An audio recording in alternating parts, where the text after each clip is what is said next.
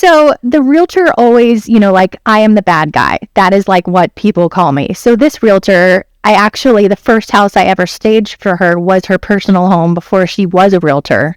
Okay. So we're working together still. And the realtor always is like, okay, this is what I want you to tell them. Because I don't want for you to have to tell them that. I'm the bad guy. Right. So she goes, make them replace the carpet. And I'm like, why? How bad is it? And she's like, you'll see. Oh, man. So I walk into, and this is like, it's not just about me coming back and like making it feel and look beautiful when we have staging day, but the consultation.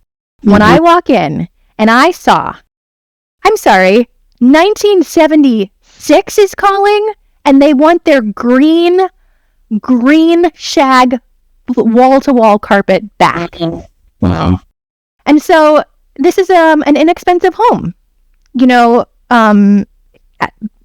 and I say that, but it was like around the 200s, which is not, what are you going to say? Doesn't matter. You still have to stage it, and you're totally on the table if you don't. Okay, sorry, go on. I'm very passionate. No, good. I'm so glad you are. I am too. It doesn't matter if it's 100,000 or 1.5 or 6.5. Like I have staged 6.5 down on Beach Ridge. So, I'm walking through with the husband and the son, and the wife is at work. And out of his mouth, he says, I was looking at this house down the street, but I can't look at it anymore because it has this same carpet, and I can't do this same carpet again. And I'm like, that's what everybody who is going to look at your house is going to say. Exactly. Because they were on the fence about replacing the carpet. Thank God my handy-dandy contractor, Melvin, saved the day. They couldn't afford to pay for the whole thing up front. So my amazing contractor, and we've done this for people before, he says, give me the what I need for materials.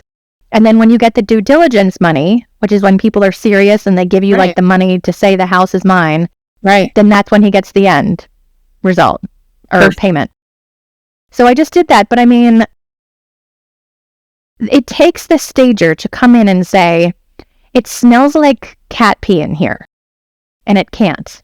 Right. Because you as the realtor are not going to say that, first of all, to your friends. Right. That you're selling their house. And second of all, to this person who's looking at you and paying you to sell their home. But you have to keep that relationship. Such a delicate balance. And I know. You are just invaluable. And it's like, for me to go in and say, a lot of times, 9 out of 10 times we're on the same page about things. I would say even almost, I want to say 10 out of 10, but that's maybe a little. We always are. I think so. Always are. But it's just, even if you just come in and you're, backing me up and also bringing in extra ideas and that kind of thing, because nobody wants to hear that their house smells like their pets, or, sometimes it's, it just smells too much like food or, curry. That's a big deal.